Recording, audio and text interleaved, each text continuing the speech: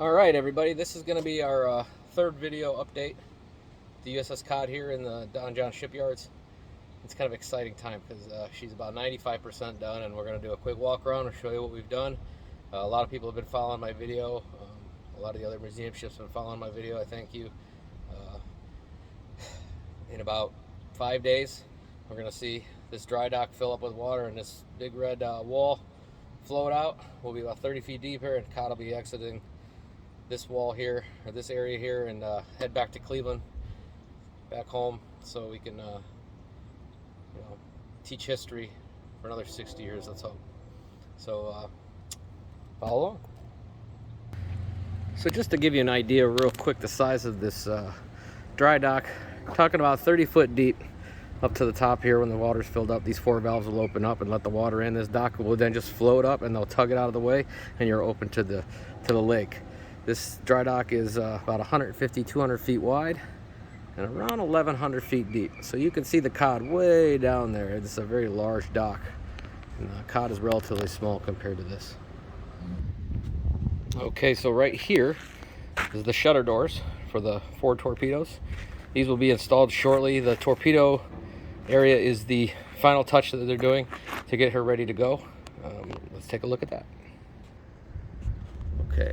So torpedoes forward are just totally rebuilt. This whole superstructure inside of here has been totally rebuilt.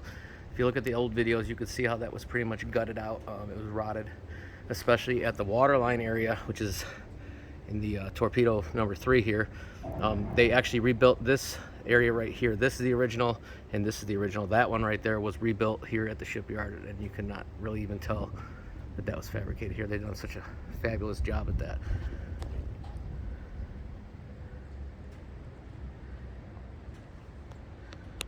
Another area they did a good job on is right up here. It may be hard to see because of the way the sunlight is beaming, but there's nothing to see. They replaced the nick that was here, the dent that was here, the dent that was here.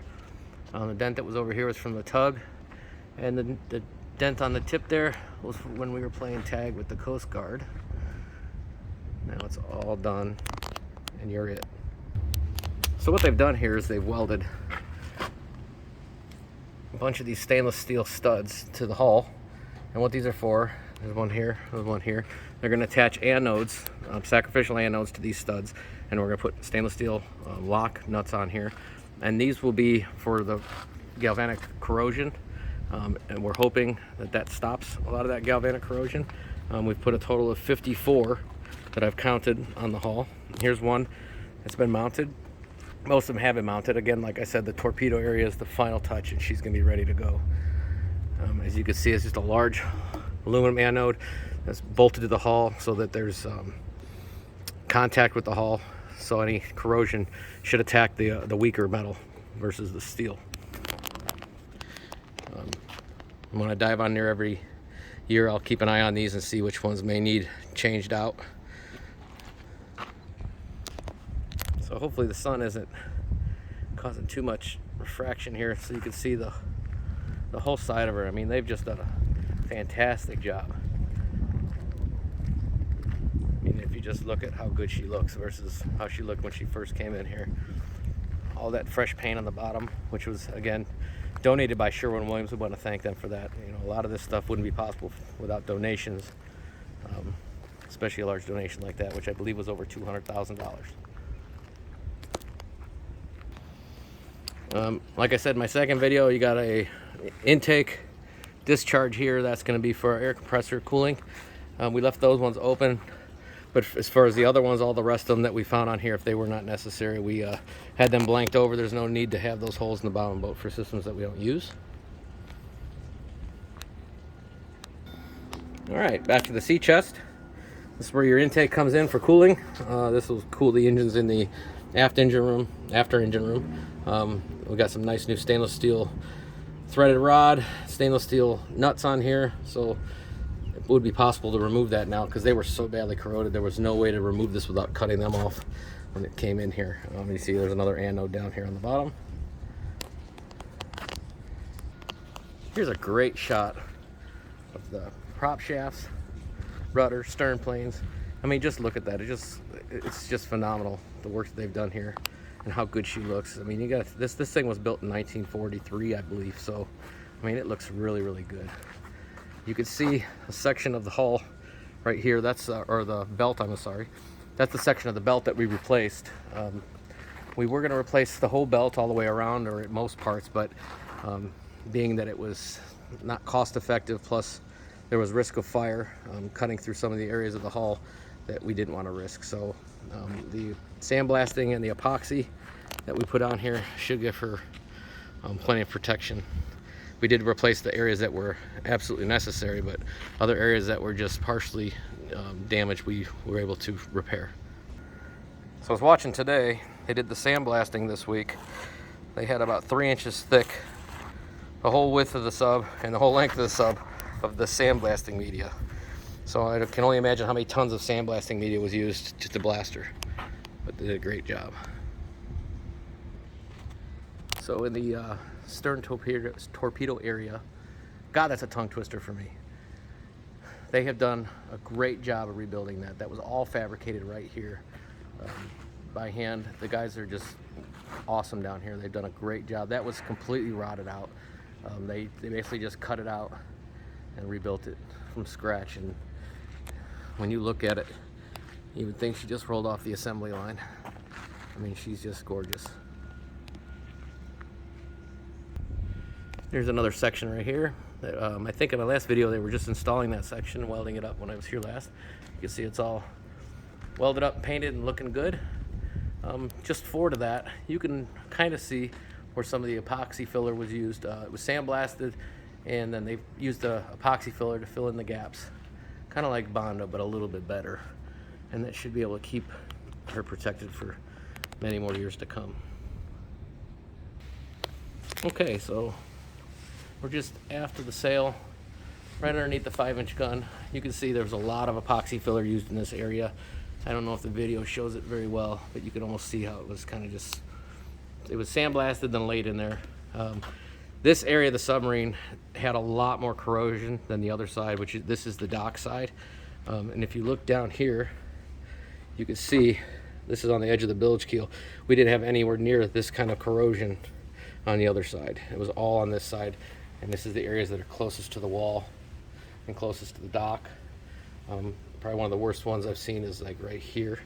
You can see the depth of that. So we're hoping that having that weaker metal in the anode will actually attack that before it attacks the rest of the metal, therefore giving her longer dock life. And then we'll change those anodes out as we need to.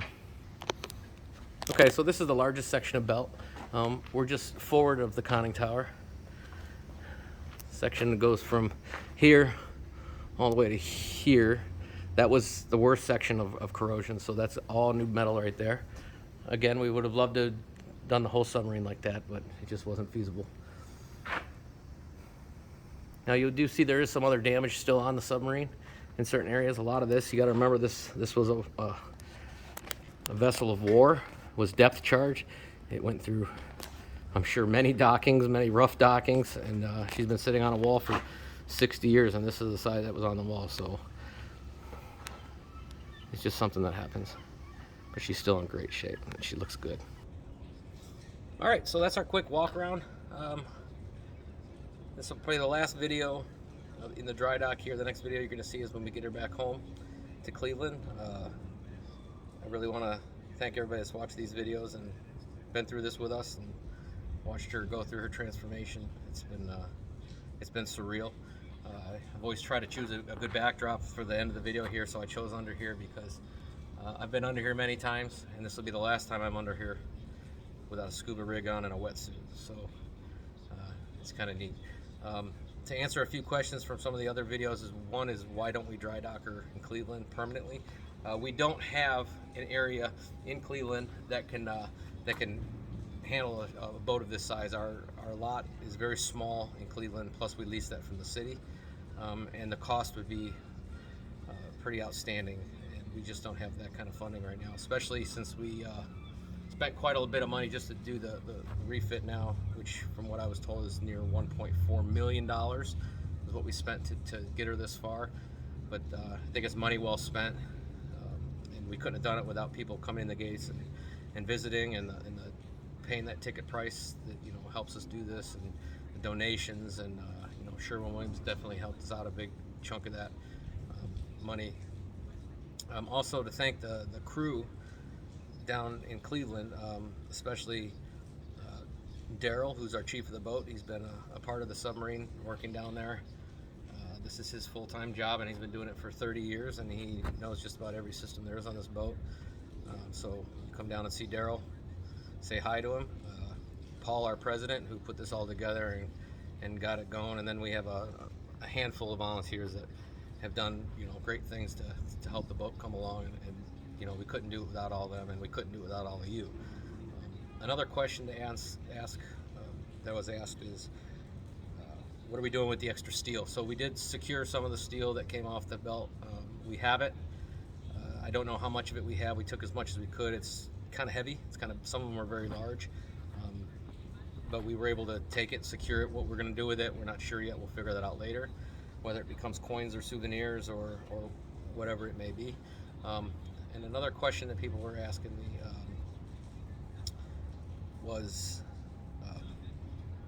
I just drew a blank. Hang on a second. Okay, and the last thing, it's hot out today, it's 90 degrees, I'm getting a little warm down here, was we were going to try to secure a dock here in Erie to let the people of Erie tour the boat. Unfortunately, it's not going to happen. There's a lot of red tape we had to go through to try to find a tugboat that could take us down the river, or down the channel here, to secure a dock. Insurance reasons, it's just a lot of red tape that we were not able to get through. So unfortunately, we can't do that. The good thing is Cleveland is only about an hour and a half drive west of here, so you can come and visit us there. We'd appreciate it. We really appreciate everything the people of Erie have done for us. You know, they've been very welcoming, and we just want to thank everybody for what they've done. So if there's any more questions, you know, go ahead and ask them in the comments. I do my best to try to answer them. Subscribe right here if you want to see some more. I will be doing a video when we get back to Cleveland. We're going to be doing some sort of a ceremony, and I was told that the gates will be open and tickets will be sold as soon as we get a brow on her. So as soon as she pulls in, we get the brow set to get people on board. We're gonna open the door. So come on down, come see her. You know, say hi to the crew. You know, shake their hands. There are a lot of good people down there and do a lot of great things to make this happen. So we'll see y'all soon, and take care of each other.